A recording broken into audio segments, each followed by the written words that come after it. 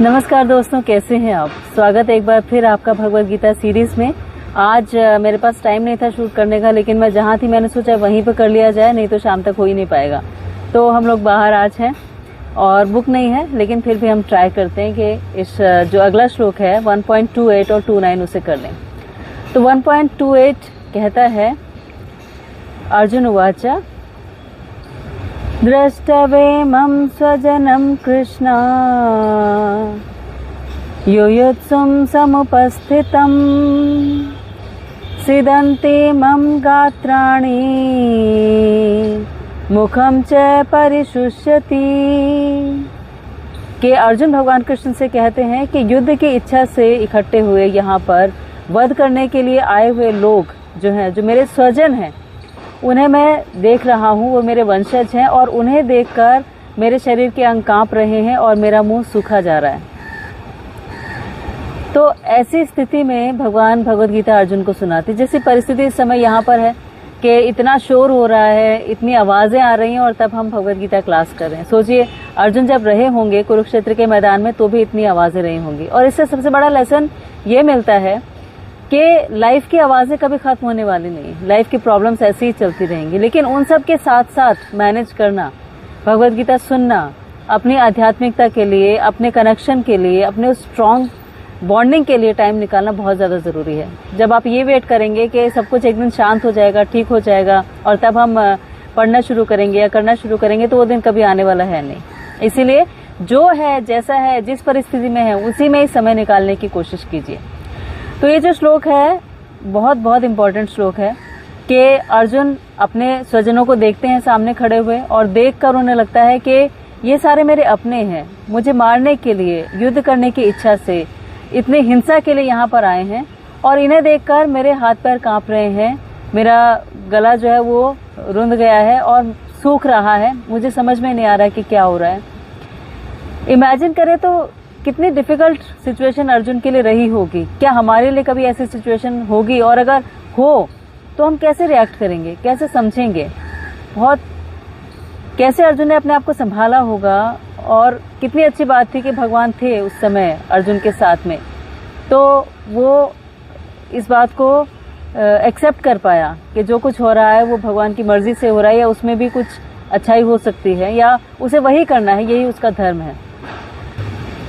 तो इस श्लोक से बहुत सारी चीजें हमें समझ में आती हैं। एक तो नेपोटिज्म बहुत एक कॉन्सेप्ट है आज के युग का, यूनिवर्सल ब्रदरहुड हमें समझ में आता है, और जो वासुदेव कुटुंबकम आजकल हम सुन रहे हैं कि हर जगह G20 के बारे में हम देख रहे हैं, इतने सारे होर्डिंग्स हैं, इतनी सारी तैयारियां हैं, तो वो हमें समझ में आता है। अब अर्जुन क्षत्रिय थे, ये हम सभी जानते हैं। तो अर्जुन जब क्षत्रिय थे तो क्षत्रिय का अर्थ होता है शत और त्रिय, यानी वो व्यक्ति जो किसी को क्षति होने से, किसी का नुकसान होने से बचा सकता है, वो क्षत्रिय। तो अर्जुन क्षत्रिय थे, यानी अर्जुन का फर्ज था, अर्जुन की ड्यूटी थी कि लोगों को बचाए। और जब क्षत्रिय की ट्रेनिंग होती है तो उन्हें ये सिखाया जाता है कि किसी की रक्षा करने के लिए किसी को मार सकते हैं, इसीलिए उन्हें हंटिंग अलाउड होती है, शिकार करना अलाउड होता है। जैसे एक मेडिकल प्रैक्टिशनर है, एक डॉक्टर है, उसकी ट्रेनिंग में ये होता है कि एक बॉडी को की वो चीड़फाड़ कर सकता है, इसलिए डेड बॉडीज उन्हें दी जाती हैं और वो उसकी चीड़फाड़ करते हैं, तो वो ट्रेन हो जाते हैं बॉडी खोलने में। अब वही नाइफ अगर किसी आप बदमाश के हाथ में दे दें, किसी चोर के हाथ में दे दें, तो उसका उपयोग मारने के लिए करेगा, अपने फायदे के लिए करेगा, किसी का मर्डर करने के लिए करेगा। लेकिन डॉक्टर ऐसा करते नहीं, क्योंकि वो ट्रेंड होते हैं किसी को बचाने के लिए, और उस ट्रेनिंग का पार्ट होता है कि वो किसी को जो डेड बॉडी है उसके सारे अंग प्रत्यंग निकाल कर देखें। इसी तरह से क्षत्रिय को अलाउड होता है कि वो जाकर और शिकार करे और जानवरों को मारे, अदरवाइज किलिंग तो अलाउड है ही नहीं कहीं भी, लेकिन क्योंकि उसकी ये ड्यूटी है इसीलिए उसे सिखाया जाता है। तो अर्जुन ट्रेंड थे क्षत्रिय। अर्जुन को ये पता था कि सामने जो खड़े होते हैं उनको मारना होता है और विजय प्राप्त करनी होती है, युद्ध करने होते हैं। और अर्जुन ने कोई पहला युद्ध नहीं किया था, ये ना वो पहली बार युद्ध मैदान में थे। बावजूद इन सब के अर्जुन के लिए बहुत डिफिकल्ट हो रहा था, उनका गांडीव छूट रहा था उनके हाथ से, उनका गला सूख रहा था और वो उसके हाथ पांव कांप रहे थे। तो फिजिकल वीकनेस ही नहीं थी, ये मेंटल वीकनेस थी। और मेंटल वीकनेस क्यों थी? क्योंकि अर्जुन अपने सामने अपने स्वजनों को देख रहे थे। तो भगवान ये बोलते हैं कि ये जो नेपोटिज्म का कॉन्सेप्ट है तुम्हारे दिमाग में कैसे आया कि ये स्वजन और ये दूसरे जन, ऐसे कैसे आया?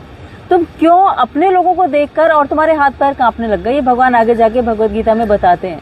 लेकिन अर्जुन के दिमाग में ये जो ओन मैनशिप थी, यानी कि ये मेरे अपने हैं, ये मेरे पराये हैं, ये बहुत ज्यादा थी। और जब तक ये हमारे अंदर बहुत ज्यादा रहती है, कभी भी हम स्पिरिचुअल कनेक्शन के लिए, स्पिरिचुअल अंडरस्टैंडिंग के लिए, आध्यात्मिक ज्ञान के लिए तैयार नहीं हो पाते, क्योंकि हम अपना और पराया देख रहे हैं। जबकि वासुदेव कुटुंबकम का जो कॉन्सेप्ट है, जो अभी भी G20 में हम हर जगह देख रहे हैं, उसका मतलब होता है कि कोई भी पराया नहीं है, सब अपने हैं। तो वासुदेव कुटुंबकम समझाने के लिए भगवान ने भगवत गीता सुनाई अर्जुन को कि तुम इससे बाहर निकलो, इस बॉडीली कॉन्सेप्ट से बाहर निकलो, क्योंकि अगर बॉडी के बारे में सोचते रहोगे तो फिर तुम आगे नहीं बढ़ सकते। और बॉडीली कॉन्सेप्ट का मतलब होता है कि सबसे ज्यादा हम अपने आप से प्यार करते हैं, फिर हमारी एक्सटेंडेड बॉडी होती जाती है। जैसे हमारे बच्चे हैं, वो हमारी एक्सटेंडेड बॉडी है, उनसे हम बहुत प्यार करते हैं। फिर उनसे रिलेटेड चीजों से बहुत प्यार करते हैं, उनसे रिलेटेड जैसे घर हो गया, वो भी उनसे और हमसे रिलेटेड है, वो हमारी एक्सटेंडेड बॉडी है, उससे बहुत प्यार है। हमारा घर हमारा, दूसरे का घर दूसरा नहीं, ऐसा हम समझते हैं, या इस तरह से हम एक्ट करते हैं। कोई एक्सीडेंट हो जाता है, अगर हमारा स्वजन है वहां पर तो हमें बहुत दुख होता है, और अगर कोई नहीं है तो फिर हम उसे देखकर आराम से निकल जाते हैं। हमें ये दुख भी नहीं होता कि वो भी तो किसी के घर का कुछ होगा। तो ये वास्तविक नॉलेज नहीं है। भगवान अर्जुन को ये सिखाना चाहते हैं कि वास्तविक नॉलेज का मतलब है कि तुम इस नेपोटिज्म के कॉन्सेप्ट से बाहर निकलो, जिसमें कि स्वजन और परिजन, जो पराये जन है, उनके बारे में हम डिफ्रेंशिएट करें। डिफ्रेंशिएट नहीं करना चाहिए, अर्जुन को ये बताते हैं। अर्जुन को कहते हैं यूनिवर्सल ब्रदरहुड की तरफ बढ़ो, यानी वासुदेव कुटुंबकम की तरफ बढ़ो, कि सारी की सारी दुनिया, सारे लोग, यहाँ तक कि पशु पक्षी, पेड़ पौधे, सब हमारे अपने हैं। हो सकता है वो अलग अलग योनियों में है, अलग अलग स्पीसीज में है, लेकिन फिर भी अलग नहीं है। तो ये कॉन्सेप्ट यहाँ पर हम सीखते हैं कि ये जो हमारे अंदर रहता है, अपना और पराया, अपनों के लिए हमारे प्रिंसिपल्स अलग होते हैं, परायों के लिए अलग होते हैं। परायों के लिए हम स्ट्रिक्टली डील कर लेते हैं, और अपनों के लिए हम सोचते हैं कि नहीं, ये तो हमारा अपना है, इसके लिए थोड़ी सी लिबर्टी दे सकते हैं। तो वो लिबर्टी कभी भी नहीं होनी चाहिए।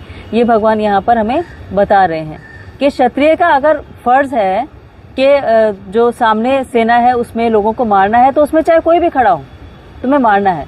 तो जो सेंस ऑफ ड्यूटी है, ये भी हम यहाँ पर सीखते हैं कि हमारी सेंस ऑफ ड्यूटी किसी भी वजह से अफेक्ट नहीं होनी चाहिए। जो हमें करना है, जो हमारी आइडेंटिटी है, वो हमें करना ही है। अब अर्जुन की आइडेंटिटी क्षत्रिय थी, तो क्षत्रिय धर्म का पालन करना अर्जुन का फर्ज है, अर्जुन की जिम्मेवारी है, अर्जुन की ड्यूटी है। जैसे कोई ब्राह्मण है, तो ब्राह्मण का मतलब जो अपनी इंटेलिजेंस यूज करते हैं, तो इंटेलिजेंस यूज करके दूसरों को ज्ञान देना, उनको गाइड करना, उनके फ्रेंड, फिलोसोफर, मेंटोर बनना, ये उनकी ड्यूटी है। और ब्राह्मण कोई जन्म से नहीं होता है, ब्राह्मण होता है हमारे कर्म से।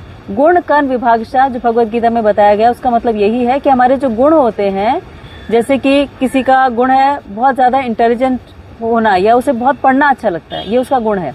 किसी का गुण है उसे अपनी ताकत पे बहुत भरोसा है और वो लोगों की रक्षा कर सकता है। किसी का गुण है कि वो व्यापार बहुत अच्छा कर सकता है। किसी का गुण है कि वो सर्विंग एटीट्यूड में बहुत ज्यादा हो सकता है। तो ये जो गुण है, इसके हिसाब से हमारे कर्म डिसाइड होते हैं कि वो फिर इंटेलेक्चुअल है तो वो ब्राह्मण की कैटेगरी में हो गया, क्योंकि वो सबको ज्ञान देगा दूसरे लोगों को। अगर उसकी फिजिकल बॉडी बहुत अच्छी है, फिजिक बहुत अच्छी है, वो बहुत ताकतवर है, तो वो लोगों को प्रोटेक्ट करेगा, तो वो क्षत्रिय हो गया। अगर उसका माइंड बिजनेस में बहुत अच्छा चलता है, तो वो वैश्य हो गया, यानी वो बिजनेस करेगा। और जो सर्व करने में बहुत आनंद प्राप्त करते हैं, तो उनकी अलग कैटेगरी हो गई, उनका सर्विंग एटीट्यूड हो गया। तो इस तरह से हर कैटेगरी गुण कर्म विभागशः से जुड़ी हुई है, यानी जो हमारे गुण है उसके हिसाब से हमारे कर्म होते हैं, और वही हमें करना होता है। नहीं तो हम आइडेंटिटी क्राइसिस में आ जाते हैं कि गुण हमारे कुछ और है, लेकिन हम कर कुछ और हैं। जैसे कई बच्चे जो होते हैं, उनके गुण होते हैं कि उनमें सात्विक गुण है बहुत ज्यादा, उन्हें संगीत पसंद है, क्लासिकल म्यूजिक सीखना चाहते हैं, उन्हें पेंटिंग अच्छी लगती है, उन्हें सॉफ्ट म्यूजिक पसंद आता है, उन्हें ज्यादा शोर शराबे वाली जगह पसंद नहीं आती।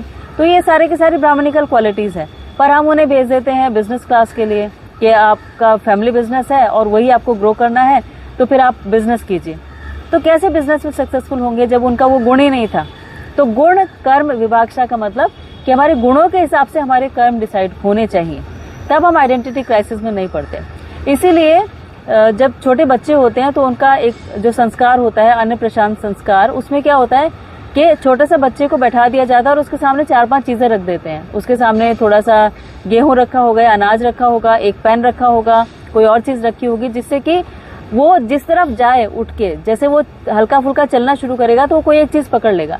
उससे पता लगता है कि उसकी मेंटल स्टेटस क्या है, या किस तरह उसका रुझान है, किस चीज में उसका इंटरेस्ट है, और इसके हिसाब से उसके गुण और कर्म डिसाइड होते हैं। तो इस तरह से हमें समझना चाहिए कि किसी के भी गुण और कर्म कैसे डिसाइड होते हैं। और अर्जुन का गुण और कर्म क्या था कि वो क्षत्रिय था और क्षत्रिय धर्म का पालन उसे करना चाहिए था, लेकिन अभी वो क्षत्रिय धर्म का पालन नहीं कर पा रहा है नेपोटिज्म की वजह से। वो अपनों को, स्वजनों को देख रहा है कि ये मेरे अपने हैं। तो भगवान ये कॉन्सेप्ट ही खत्म करना चाहते हैं कि जब तक तुम इससे बाहर नहीं निकलोगे तब तक तुम्हें भगवत गीता का ज्ञान मिल नहीं सकता। तो ये श्लोक में बताया गया है। फिर इसमें ये बताया गया है कि ज्ञान और वैराग्य दोनों चीजें बहुत इंपॉर्टेंट है। तो ज्ञान अर्जुन को था, लेकिन वो सारा थ्योरेटिकल ज्ञान था, पर ज्ञान से भी ऊपर है वैराग्य। तो वैराग्य उसे अपनाना चाहिए था। वैराग्य का मतलब हो गया कि जिसमें हम ये समझ जाते हैं कि ये सारी चीजें जो है टेम्परेरी हैं, जो भी हमारे पास अवेलेबल है, हमें धीरे धीरे इससे बाहर निकलना है। तो वो टेम्परेरी चीजों में हम बहुत ज्यादा आसक्ति ना रखें, पहली बात, और दूसरा उसमें हम डिफ्रेंशिएट ना करें कि ये मेरा है, ये पराया है। और ऐसा व्यक्ति ही वास्तव में लर्नेड कहा जाता है, वास्तव में पढ़ा लिखा कहा जाता है, या ज्ञानी कहा जाता है। जो 5th चैप्टर में भगवत गीता में हम पढ़ेंगे आगे कि विद्या विनय संपन्ने ब्राह्मण कवि हस्तिनी शुनि च श्वापका च पंडिता समदर्शिना। कि समदर्शी कौन है, कौन लर्नेड है, कौन पढ़ा लिखा है? वो जो विद्या विनय संपन्न है, जो पढ़ा लिखा है, जो जानता है, जो विद्या के वास्तविक अर्थ को समझता है, और जो शुनि च श्वापका च पंडिता समदर्शिना, कि वो गाय में, हाथी में, एक मनुष्य में, ब्राह्मण में, कुत्ते में, चांडाल में, किसी में भी कोई अंतर नहीं करता। उसके लिए सारी चीजें समान है। और इसकी शुरुआत होती है छोटी छोटी चीजों से, जैसे कि अगर हम सोने में, लोहे में डिफरेंस नहीं करते, इसका मतलब हम धीरे धीरे वैराग्य की तरफ बढ़ रहे हैं। हमें बहुत महंगी चीजें और बहुत सस्ती चीजों में ऐसा नहीं लगता, हमें लगता है ठीक है। हमें खाने की चीजें बहुत ज्यादा ऑपुलेंट हो या सिंपल हो, हमें लगता है कि पेट भरने के लिए खानी है, उससे ज्यादा उसका कोई यूज नहीं है। तो हमारा स्वभाव धीरे धीरे ऐसा डेवलप होता है, एक साथ ऐसा हो नहीं सकता। इसीलिए इस श्लोक से हम क्या क्या सीखते हैं कि क्षत्रिय होने का मतलब क्या है कि क्षत्रिय वो जो शत यानी किसी नुकसान से लोगों को प्रोटेक्ट कर सके। तो अर्जुन का धर्म क्षत्रिय होना था, अर्जुन की ट्रेनिंग क्षत्रिय होनी थी। तो लेकिन वो क्षत्रिय धर्म का पालन क्यों नहीं कर पा रहा था? क्योंकि उसमें नेपोटिज्म था, उसमें ये सोच थी कि ये मेरे स्वजन हैं, इनको मैं नहीं मार सकता। जबकि उसे पता था कि उसका पर्पस जो है वो एक हायर कॉज के लिए है, एक हायर कॉज के लिए उसे लड़ना है, कि उसे धर्म की स्थापना करनी है। तो भी इस बात को समझ नहीं पा रहे थे। फिर हम ये देखते हैं कि ये जो क्वालिटीज होती हैं, इन क्वालिटीज के हिसाब से एक्ट करना जरूरी है, इम्पार्शियल होके, अनबायस्ड होके, ये हमने देखा। और वासुदेव कुटुंबकम का वास्तविक अर्थ क्या है, ये हमने देखा। तो इसीलिए ये श्लोक बहुत इंपॉर्टेंट है कि हम इस बात को समझ पाएं, ताकि एक जो यूनिवर्सल ब्रदरहुड के थ्रू हम शांति चाहते हैं, पीस चाहते हैं, हम चाहते हैं कि हर कोई बहुत अच्छी तरह से रहे, एक दूसरे से मिलजुल कर रहे, उसको हम अचीव कर पाएं। तो इस श्लोक को फिर से पढ़िएगा। सुनने से आपको सिर्फ एक गाइडेंस मिलती है, लेकिन पढ़ने से आपको उसका मीनिंग समझ में आता है। तो प्लीज पढ़िएगा, समझिएगा, और फिर इस पे एक्ट करने की कोशिश कीजिएगा। आपने आज की वीडियो के लिए इतना समय निकाला, इसके लिए आपका बहुत बहुत थैंक यू, धन्यवाद, शुक्रिया। प्लीज अपना बहुत ख्याल रखिएगा। और भगवद गीता क्लास में ऐसे ही हम आगे श्लोकास पढ़ते जाएंगे जो हमारी जिंदगी से रिलेट करते हैं और कहीं ना कहीं हमें भी गाइडेंस देते हैं, मार्गदर्शन करते हैं। Thank you so much.